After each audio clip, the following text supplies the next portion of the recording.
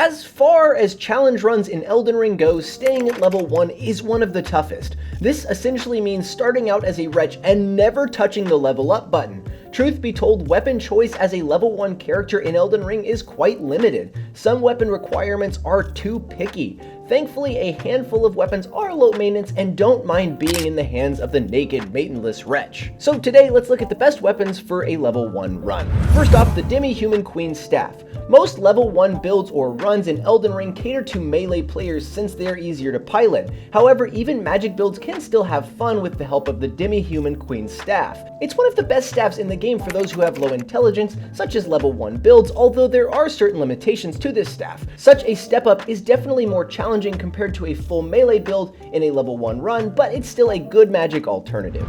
Next up, we have the club. Sure enough, one can't accept a great hammer if their arms are too frail. A simple club is just about the best bludgeoning weapon available for level 1 runs. The wretch's base stat barely meets the club's base requirement of 10 strength. That's good since there are no raising stats via leveling on a level 1 run. Since it also deals bludgeoning damage, the club is great for stunning or staggering enemies.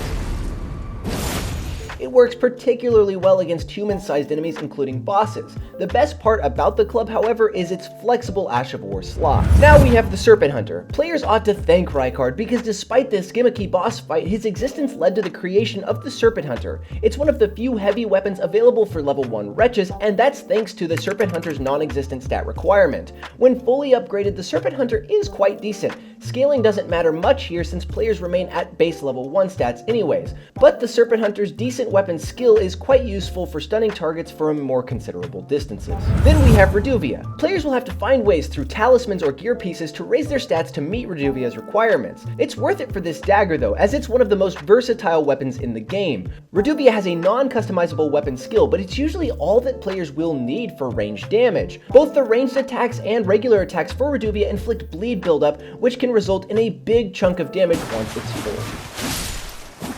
Now we have the Broadsword. The Broadsword is the more elegant option in case players want to forego the caveman aesthetics of the club. Its stat requirements fall in line with what the wretch has at level 1, so that frees up some talisman slots for something else. Sure enough, players might need something like the Shard of Alexander for this one since the Broadsword's strength lies in its default Ash of War square off. This weapon's skill is an underrated gem that can stagger targets. It also deals decent damage. Finally, we have the Uchigatana. The Uchigatana, despite being a starter weapon for the samurai class, scales well into the late game. It's one of the few rare weapons that players can use from the beginning to the end without much compromise. The Uchigatana owes much of its reputation to bleed buildup and its unsheathed default Ash of War. However, it can also be more versatile than that, as players can infuse it with cold damage so that it also triggers frostbite on top of bleed. So those were some of the best weapons for a level 1 run of Elden Ring, and we hope you enjoyed.